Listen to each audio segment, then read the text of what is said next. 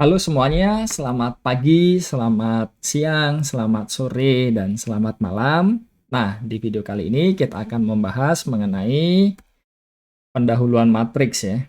Jadi di topik 3 ini kita akan membahas semuanya mengenai matriks. Sebelum kita mulai, perlu diingat-ingat terlebih dahulu ya, kenapa kok kita memerlukan suatu matriks. Jadi di pembahasan sebelumnya kan kita sudah membahas mengenai sistem persamaan linear ya, dan di situ kita juga sudah mengenal beberapa awalan yang mendasari kenapa kok kita memerlukan matriks. Jadi mari kita bahas lebih lanjut kenapa kok kita butuh matriks dan juga di kehidupan sehari-hari itu peranannya sebetulnya seperti apa ya? Tentunya hanya sebagian contohnya saja ya, jadi hanya beberapa saja. Nah, kita mulai. Jadi ini layoutnya tidak terlalu rumit ya, kita buat sederhana. Jadi pertama-tama kalau kita ingat lagi sistem persamaan linear yang masih sederhana, ya kan? Ketika kita di bangku sekolah, jadi contohnya, misalkan kita punya sistem persamaan linear dengan di sini kita punya dua persamaan dan dua variabel. Nah, ini kan masih kelihatan sederhana ya. Jadi ini sangat enak dan seperti yang sudah dibahas sebelumnya, tentunya tidak sulit untuk menyelesaikan sistem persamaan linear ini. Tetapi kalau kita mau lihat lebih lanjut, bisa dilihat di sini. Nah, ini X-nya dan Y-nya ini kan di setiap persamaan muncul kan dan selalu diulang. Jadi bisa dikatakan ya ketika kita menuliskan seperti ini jadi kurang efektif. Ini plusnya juga diulang, sama dengannya juga diulang. Jadi bisa dikatakan ya penulisan seperti ini sebetulnya kurang efektif dan ya lebih terlihat lagi ketika persamaannya lebih banyak dan variabelnya pun juga lebih banyak ya. Jadi lebih kelihatan lagi nanti manfaatnya kenapa kok kita menggunakan matriks.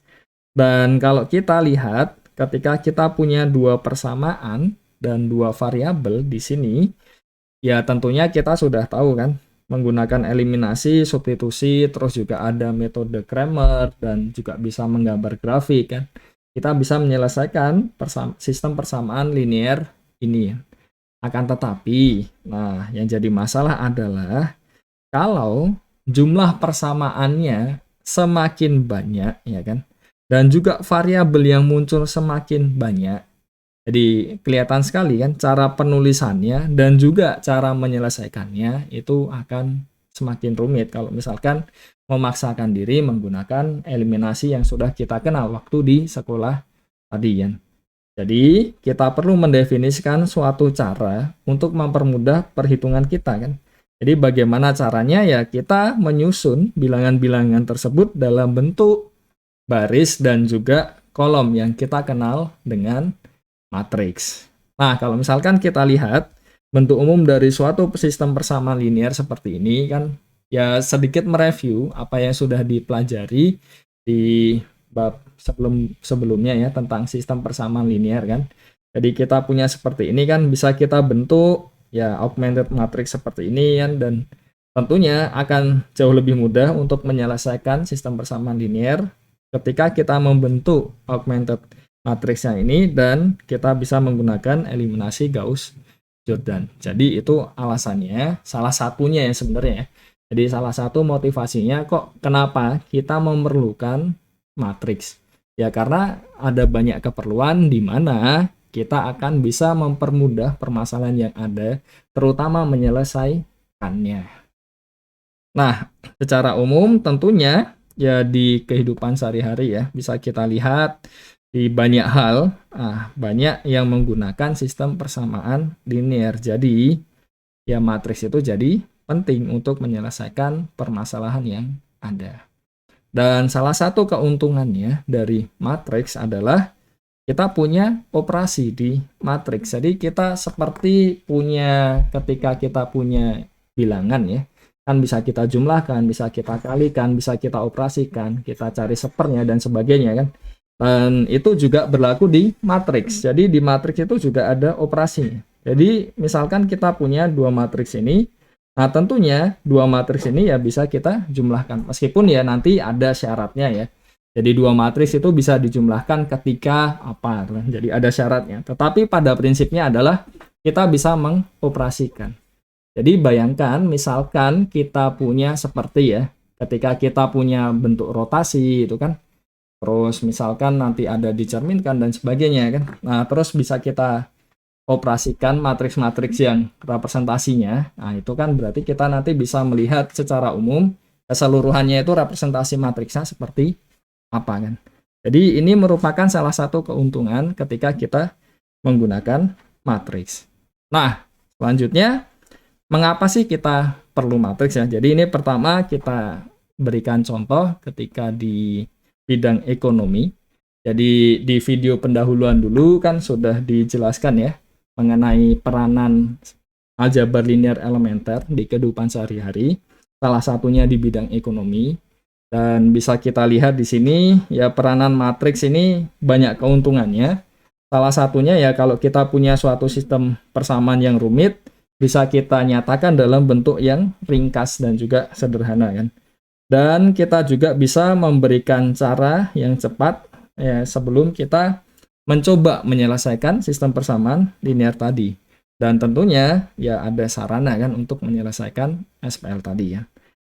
Jadi contohnya misalkan kita punya ada beberapa saluran distribusi, terus ada beberapa produk kan, tentunya akan jauh lebih mudah ketika kita menyatakan bentuk ini menjadi sebuah matriks kan. Jadi seperti contohnya di sini kan, masing-masing kolom, masing-masing baris menyatakan sesuatu kan. Dan nantinya kita akan lebih mudah ketika kita punya persamaan yang melibatkan hal-hal tersebut. Nah, contoh yang kedua, misalkan di bidang fisika, jadi salah satu hal yang jadi ini ya, menarik di bidang fisika itu adalah tentang vektor kan. Jadi salah satunya dan tentunya vektor ya dan matriks terutama kan juga memainkan peranan yang sangat penting di fisika karena banyak hal ya di fisika yang menggunakan kedua hal tersebut kan. Jadi contohnya misalkan kita menggambarkan dinamika gerak benda ya dalam 3 dimensi kan. Terus kita lihat bentuk rotasinya. Nah, misalkan ada suatu partikel kan contohnya ya. Terus ada gaya sentral. Jadi contohnya ya sederhananya inilah. Ketika kita di bumi itu kan kita bergerak. Jadi pesawat ya bayangkan ya. Nah, itu kan ada gravitasi kan, jadi ada gaya sentral yang menarik dia kan, dan tapi kan masih bisa bergerak kan. Nah itu kan juga sesuatu yang menarik untuk dikaji kan. Jadi contohnya itu tadi, atau misalkan contohnya ya ketika kita melihat di sistem tata surya itu kan ada planet bergerak mengelilingi matahari kan. Jadi kita bisa merepresentasikannya menggunakan koordinat polar dan ada sudutnya tentunya di situ supaya kita mempunyai beberapa acuan ya untuk melihat perilaku geraknya itu seperti apa kan. Jadi contohnya seperti ini ya. Jadi ini pusat ininya dan ini bergerak kan. Dan kita bisa lihat bahwa ya ini lebih lanjut ya di bidang fisika ya. Jadi kita bisa melihat ada hubungan seperti ini dan tentunya ya akan lebih mudah kalau kita menggunakan matriks untuk menyelesaikannya. Jadi pertanyaan terakhir ya sebelum kita akhiri video yang ini. Nah, bisa nggak untuk menyebutkan penerapan matriks di bidang yang lain kan? Ya salah satu contohnya yang sudah saya pernah sampaikan di video pendahuluan, itu kan di bidang ekonomi kan ada yang sistem ekonomi Leslie itu kan juga menggunakan matriks juga. Dan juga yang sempat saya jelaskan tentang kriptografi, terus ada kriptografi lattice yang dihubungkan dengan ya salah satu contohnya ya itu dari Andrew. Nah, itu sekarang bisa dilihat ada beberapa publikasi juga yang menggunakan matriks, jadi coba dikembangkan. Nah, objek-objeknya itu jadi suatu matriks dan ternyata banyak sekali impact-nya ya. Jadi salah satunya ya sistem enkripsinya bisa jadi lebih cepat kan dan lain-lain. Jadi tentunya ya banyak kan manfaatnya di situ. Jadi mungkin sekian saja untuk video kali ini. Semoga bisa memberi gambaran mengenai kenapa sih kita memerlukan matriks dan kenapa kita belajar matriks, dan juga penerapannya itu seperti apa di kehidupan sehari-hari. Jadi sekian saja, terima kasih dan sampai jumpa di video berikutnya.